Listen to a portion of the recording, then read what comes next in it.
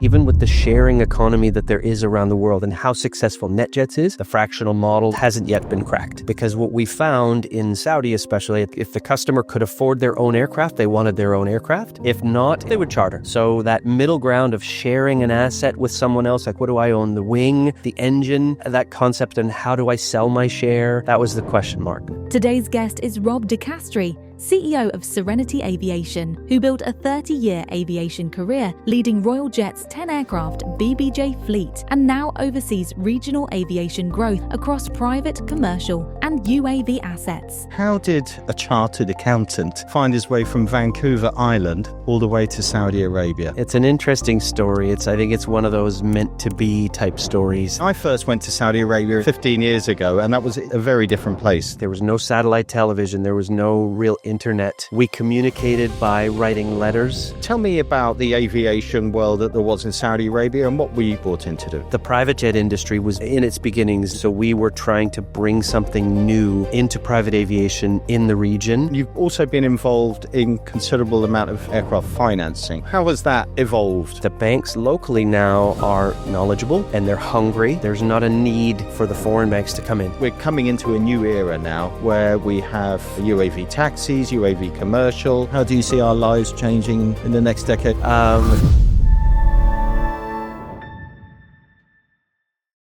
Good morning.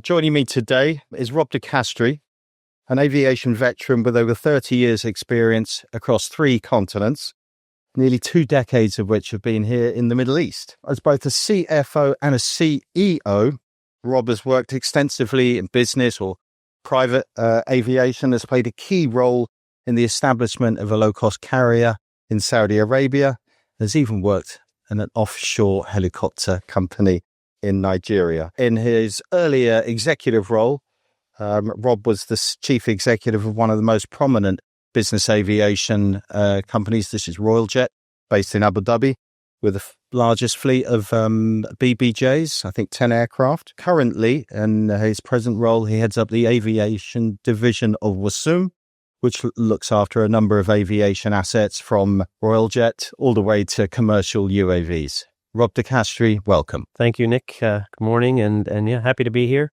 Yeah. Interesting subject to discuss. Over the last, I think 28 years ago, I came to the Middle East to start working here. So lots of changes since then. So tell me, how did a young man, a chartered accountant, no less, find his way from Vancouver Island all the way to Saudi Arabia many moons ago? Yeah, it's an interesting story. I think it's one of those meant-to-be type stories that I had gone overseas from Vancouver for a stint in Australia. Spent a couple of years there. Came back to Vancouver. I was with Ernst & Young at the time and working on my CA. And when I arrived back, there were some people who had came back from the Middle East at the same time. We'd kind of gone overseas at the same time. Sat talking with them. We were thinking, we want to do this overseas thing again, but go somewhere more interesting, more different than Canada.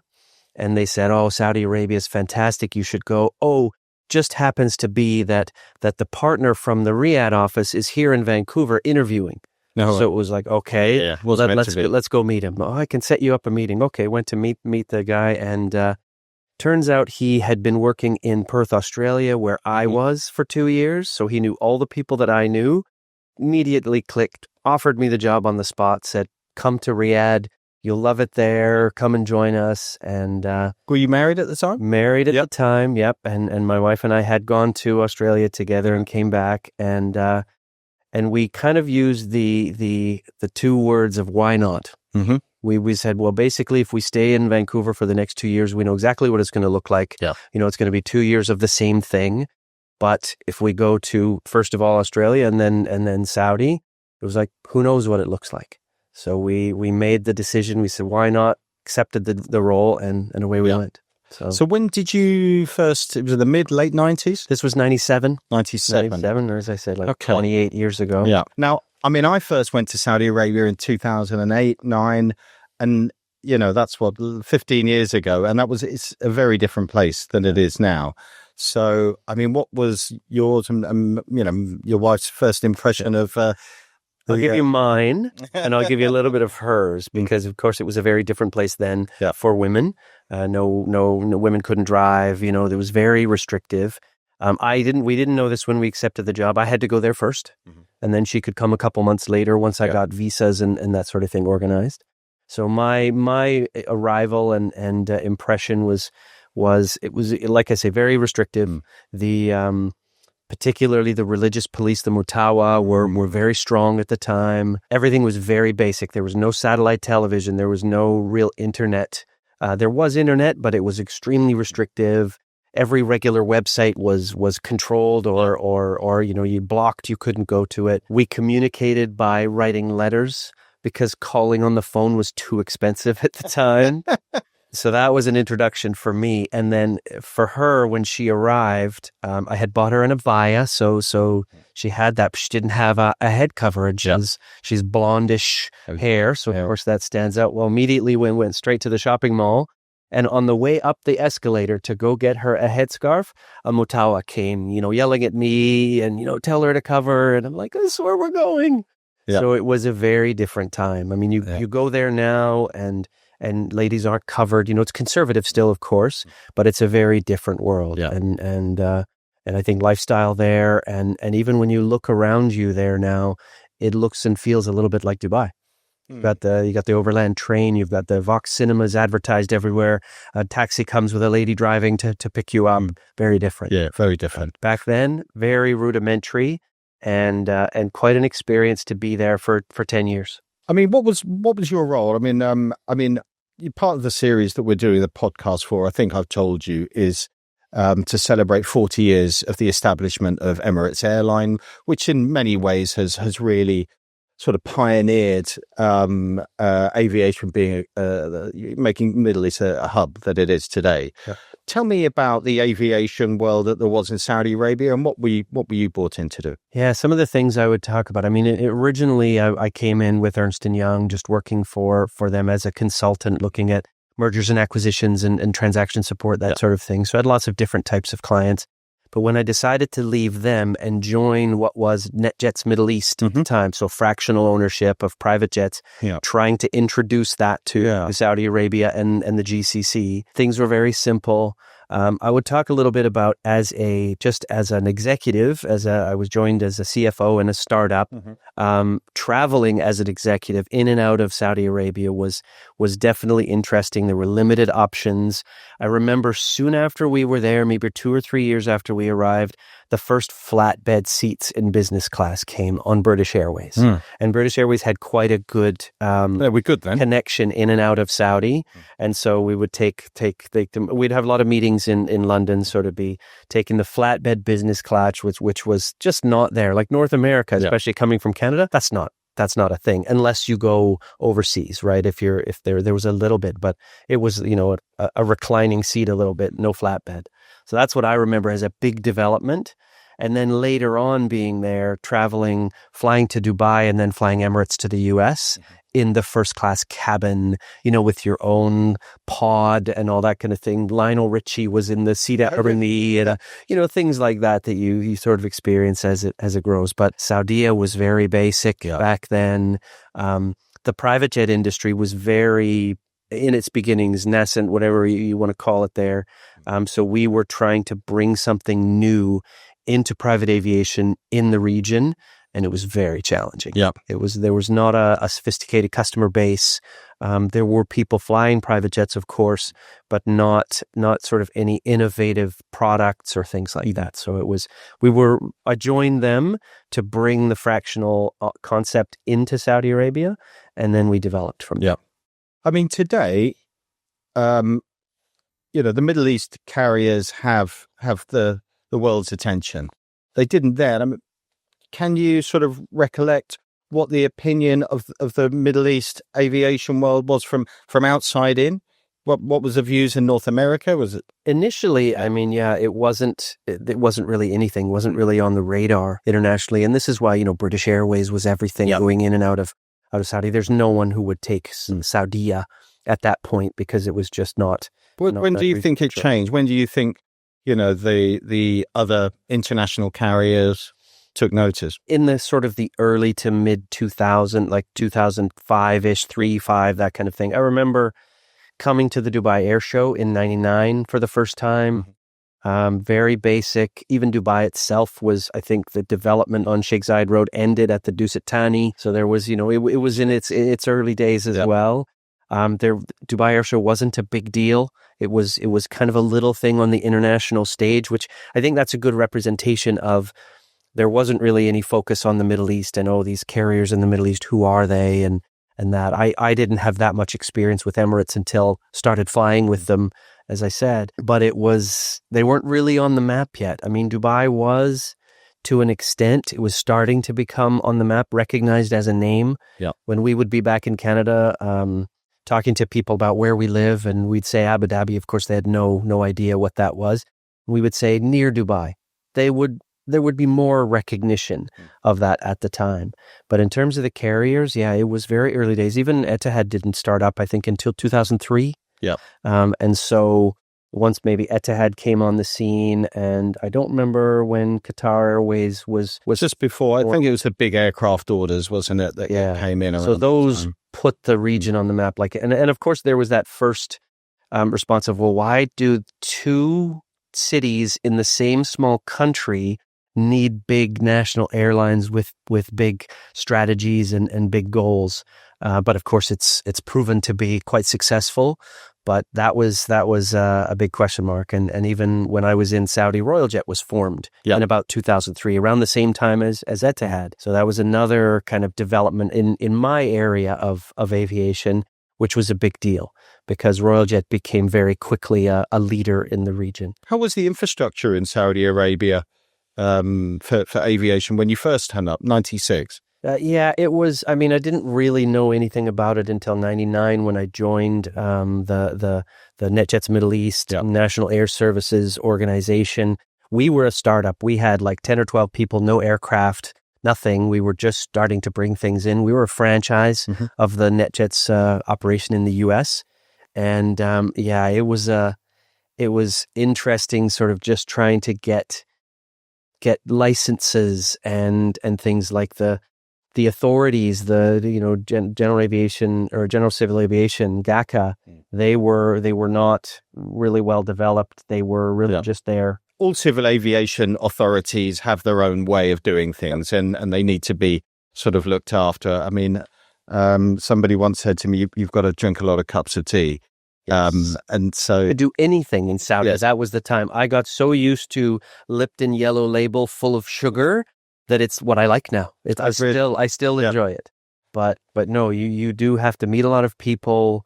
There was a lot of focus, of course, with Civil Aviation Authority, just as there is here, because there needs to be on the airlines, on the commercial airlines. So being a private aviation operator trying to get off the ground, there was a lot of discussions that had to happen.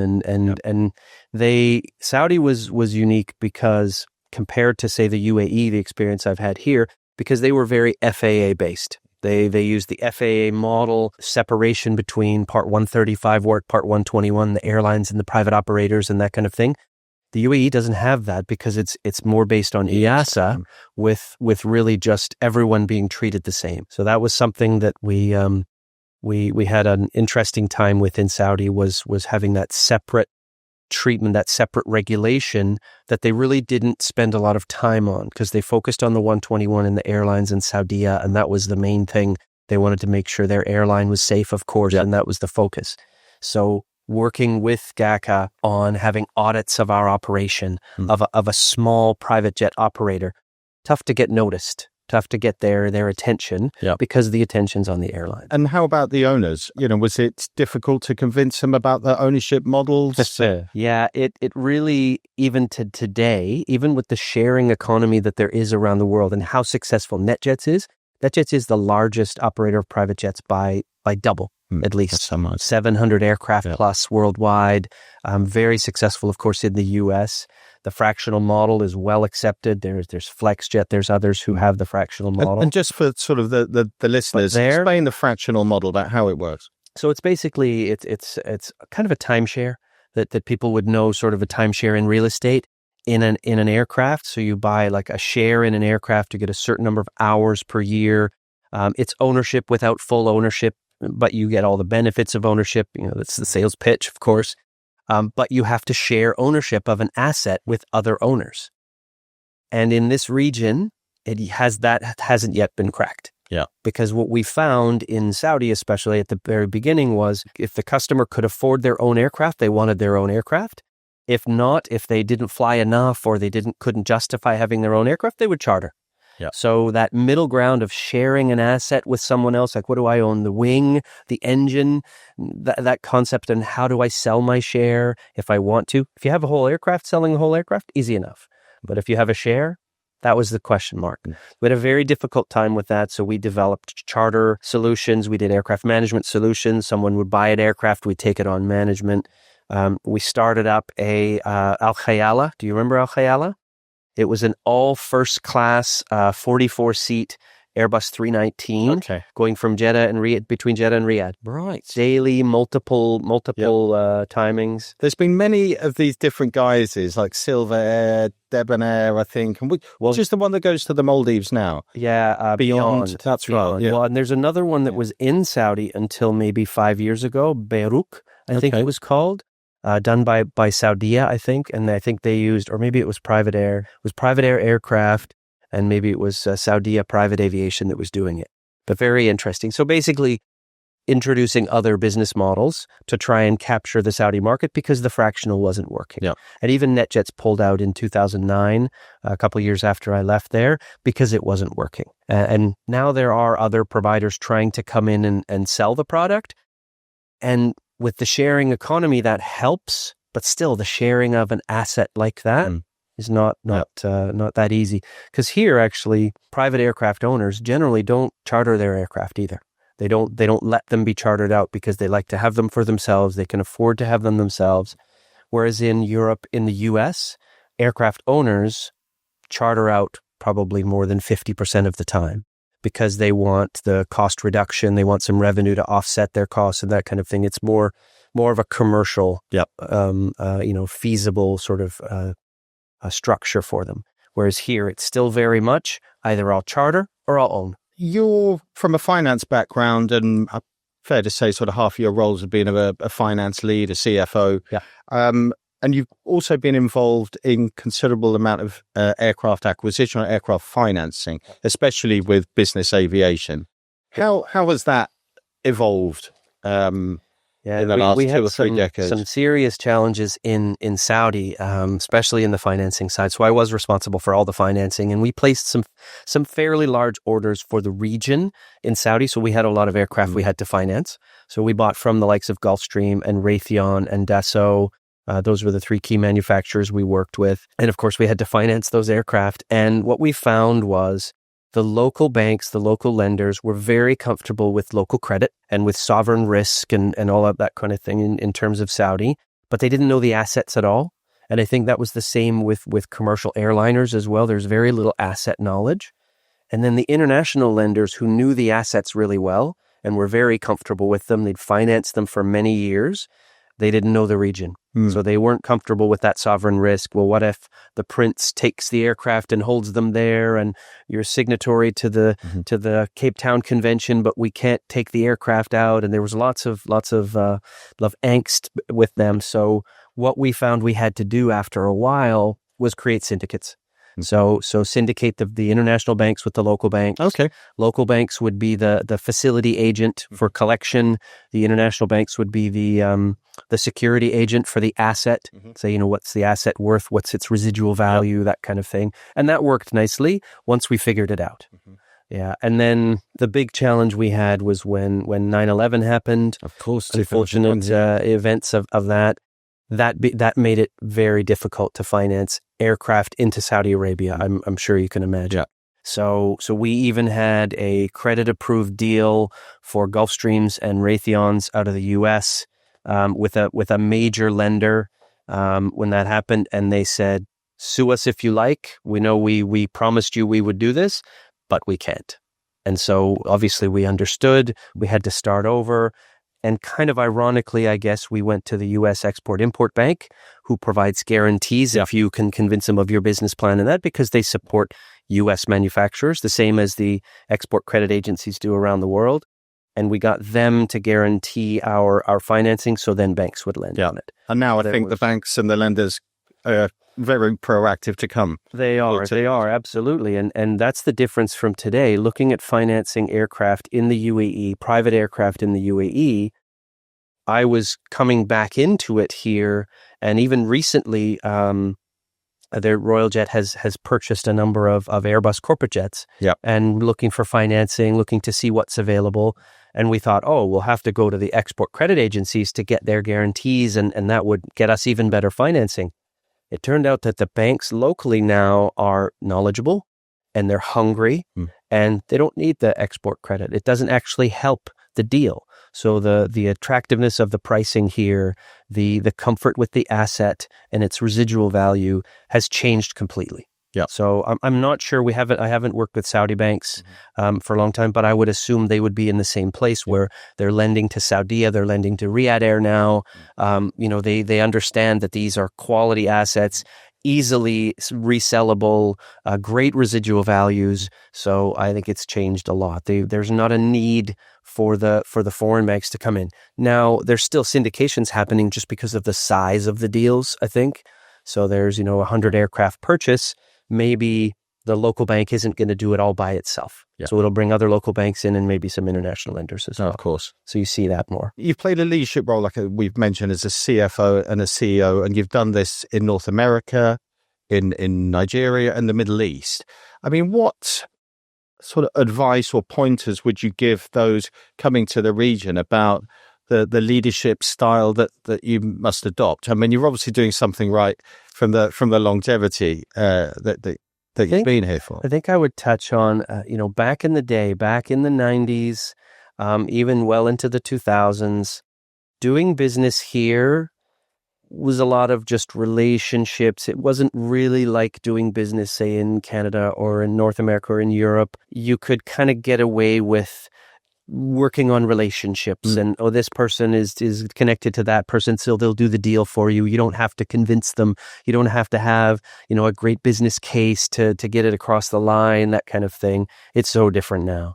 Now it is an international standard. Yeah. The lenders here, the lawyers here, all of the different players and stakeholders in the financing world, in the business world, you have to be at the top of your game. And back then, you kind of got away with some things that we wouldn't get away with now. But still, I mean, there are differences or individual elements of leading within the Middle East.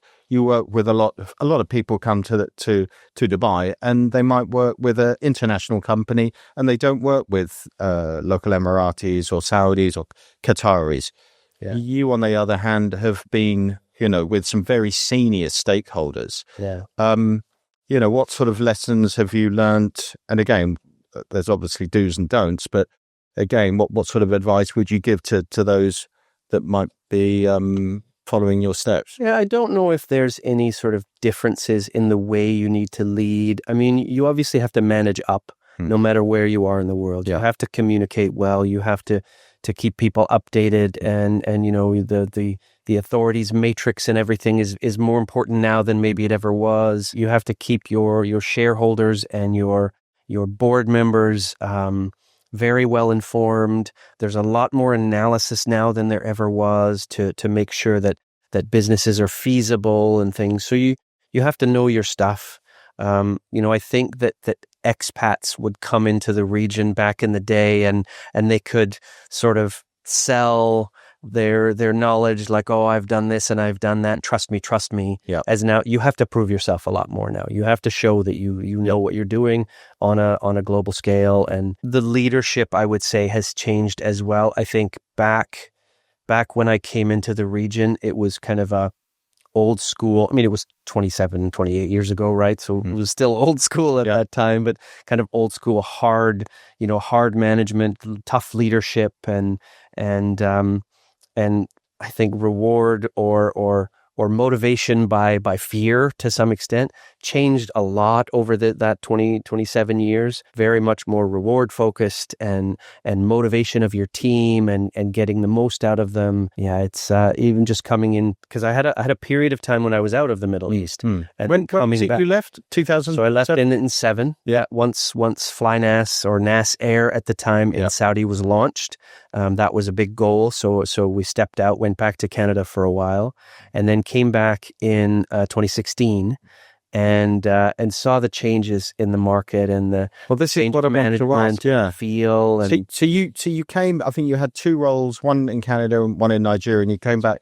So how had things changed? You then, I think you were the CFO for Royal Jet before you. No, CEO, straight into the CEO role. I almost came a few years before that as CFO, but came into the CEO role. Yeah. And yeah, I mean, Royal Jet is an entity that I was watching for many years. I almost came a few times to join the company. Very top company, leader in the market, leader in the region, as well as globally in the BBJ side of things. And I think the thing I saw the most was the difference in the UAE versus Saudi with GCAA and the regulations and the amount of attention that Royal Jet would get from, regular audits and things like that. The level of competency of the people was higher, had to be at the top of their game to be able to satisfy the regulations and the GCAA. So that was very good. Just changes in customer tastes and customer requirements.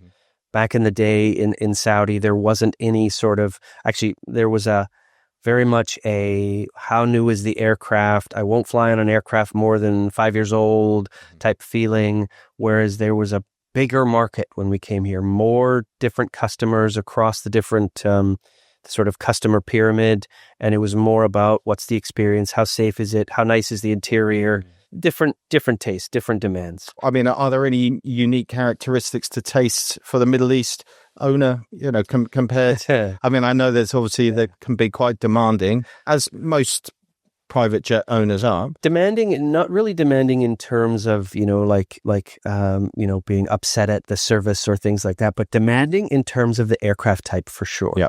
So there's never really been, until very recently, small private jets in the region. And this comes from the commercial aviation side, where the Qatar, Emirates, Etihad, even Saudia to some extent, their regional aircraft or their regional commercial options, so frequencies, but also the first class.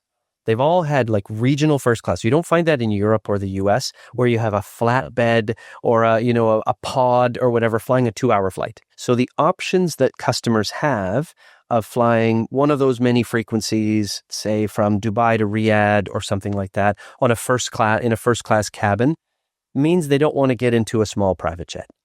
In North America, in Europe, you fly first class regionally on short flights. It's not first class, right? It's the seat in the middle isn't there, and your seat goes back a little bit more. But in the region, the customer base is, I don't want to say the wrong word, but spoiled to some extent for that. Yeah. Right. And so there was a lot of attempts to bring small private jets into here for the short regional flights. People are like, no, I don't want to get in a little aircraft where I can't stand up and be in that sort of, I feel unsafe a little bit. No, I'll fly on the airline. It's fine. I can go in my car directly to my aircraft and I can take that. So the commercial airlines kind of dominated that area. And so the private jets in the region were long haul, full stand-up cabins, 12, 14, 19 seaters, lots of big aircraft, a lot of airliners. So converted Boeings and Airbuses and Embraers and that kind of thing. More than any other region. I think any strange requests you can sort of remember about how, bespoke that they wanted interiors? Yeah, I mean, the interiors wise, there's some interesting aircraft that have been purchased and designed here. Actually, when I was in Saudi, one of the last projects that we were watching was there was an A380 being purchased for private. I don't think it ever got made, but 3 full levels of VIP, including a swimming pool and a gym and a number of these things for a wealthy investor in the eastern province of Saudi. And I don't think it actually went through in the end, But some interesting things like that. We would look at buying some used aircraft from the region, and the things you'd see, lots of gold and lots of luxury on the aircraft at that point. They become a lot more corporate looking, and just on an aircraft at the Dubai Air Show yesterday, it's basically a Hermes design, very nice, the leather and soft tones and that sort of thing. So the tastes have changed, that's for sure. How do you see the market evolving? Because I think at the moment, it feels the global economy feels very buoyant, almost inflated, and subsequently, there's the business aviation world is doing quite well. How do you see it evolving in the next decade or two? There's some big things that are happening right now. A big announcement that happened earlier this year, is Saudi opening up their domestic flying to like there's no more cabotage. Right. So foreign operators can go in there and pick somebody up in Riyadh and take them to Jeddah. And that's never happened before. And I think they're doing a 3-year trial on that. So that's a big change. That's bringing operators into the region. You look at Dubai and Dubai South and what's happening with Maktoum Airport and the growth of that.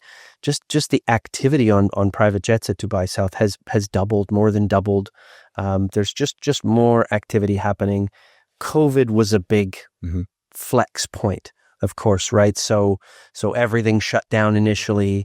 Dubai was one of the first to open up. The traffic really picked up. Private aviation especially went big. A lot of those people who would have flown previously, say on the first class on the airline, either the frequency wasn't there anymore or there just weren't any flights. So they went to private aviation. A lot of them stayed with private aviation because they like it. And those frequencies and those first class cabins didn't come back either. Not right away, at least. And some of that's there now.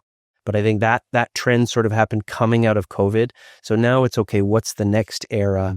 I think it's just more of the same. The one difference I would say is when I mentioned those small aircraft, is I think there's a bigger opportunity now for small aircraft in the region than ever before. Yep.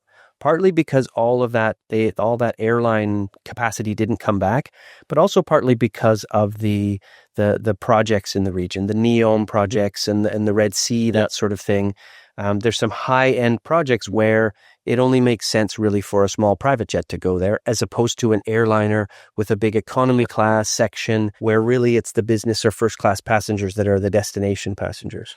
Well, one thing I was going to ask you, and I know that in North America, there's quite a lot of overlap between first class or business class passengers and those chartering private jets.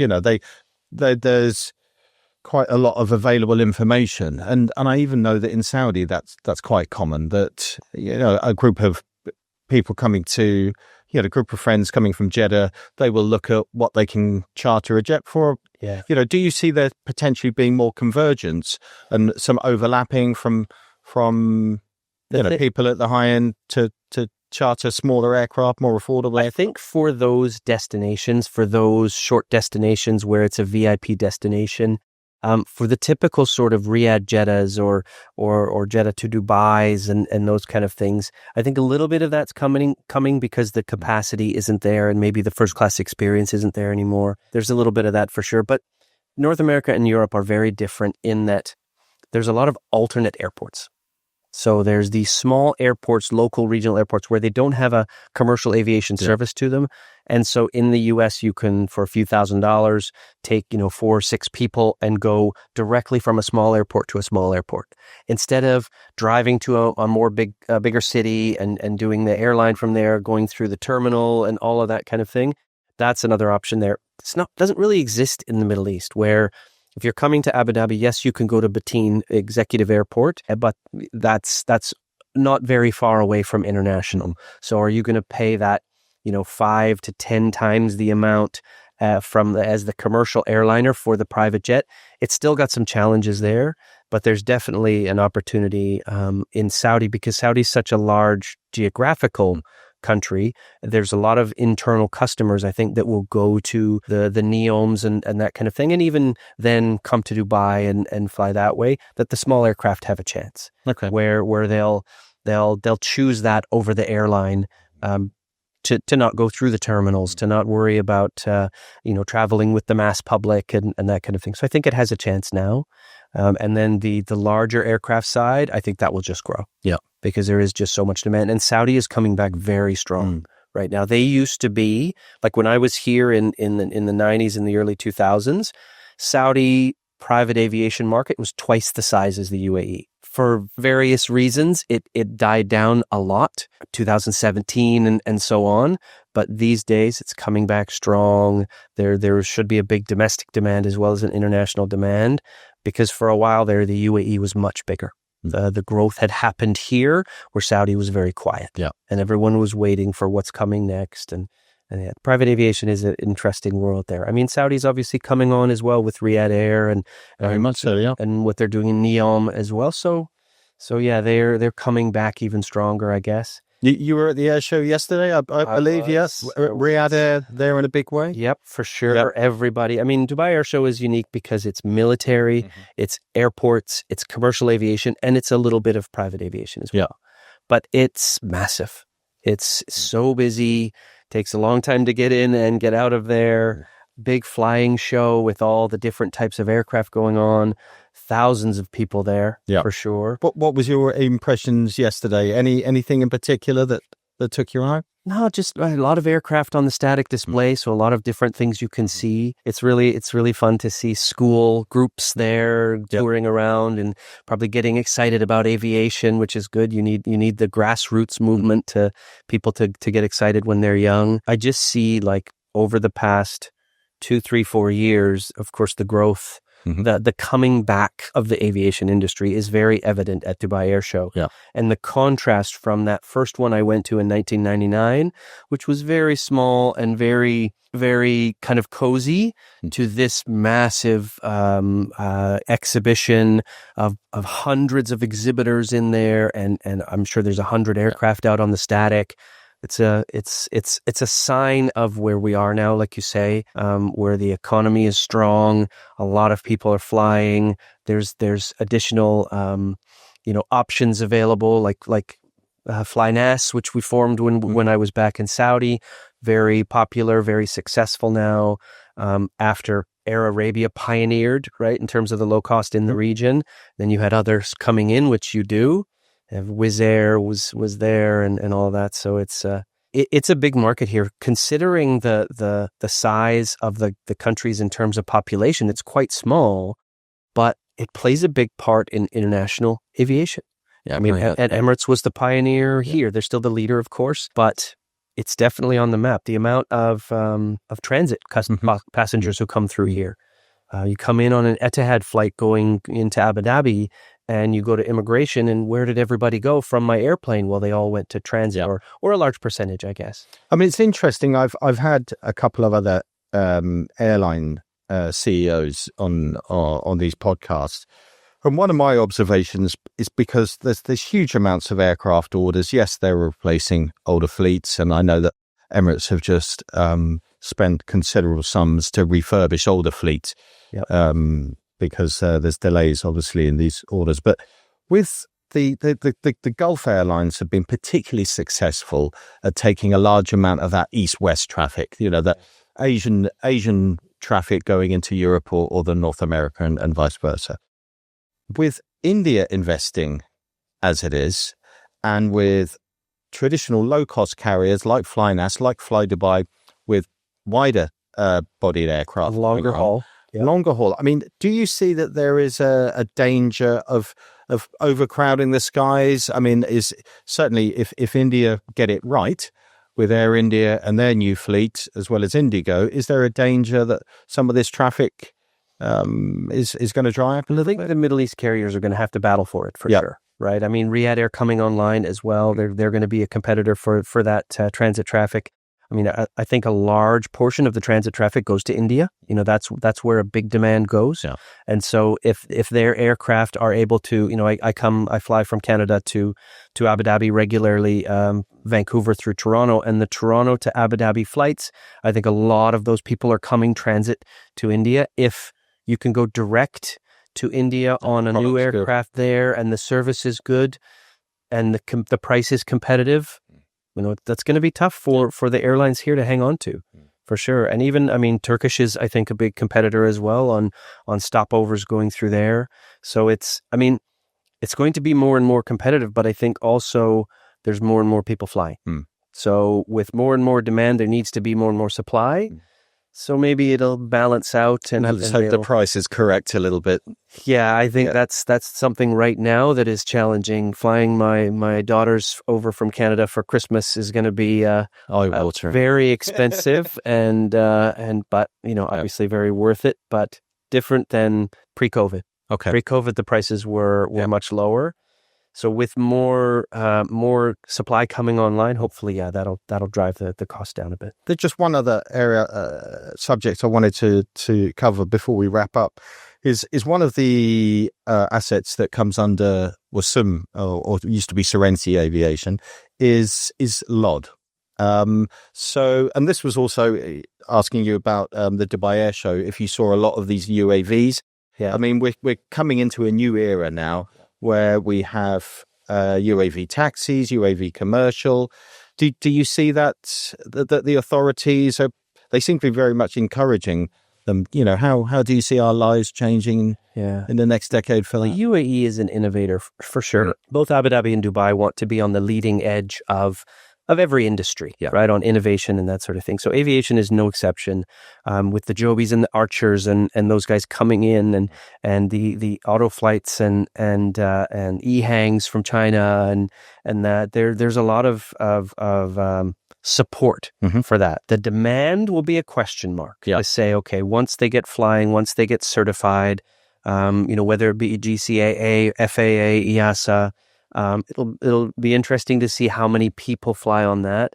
LOD, which I'm very proud of in our portfolio, is on the logistics side. So they're a cargo aircraft that actually proudly just had its first flight on Thursday last week. So it's first autonomous flight. So it's a fully autonomous aircraft. So it'll be a little while before it's up and flying in the region, but flying cargo and that, I think that's there's a different trajectory for that. And a different public perception when you haven't got people in the aircraft. Yeah, exactly. And you're not flying over populated areas, most likely to start with. And you're flying on a, sort of a automated basis where you're on a say an autopilot flight plan sort of basis. That's where things I think will start. The carrying passengers will start with a pilot for sure, because it's really just going to be a helicopter of a different sort.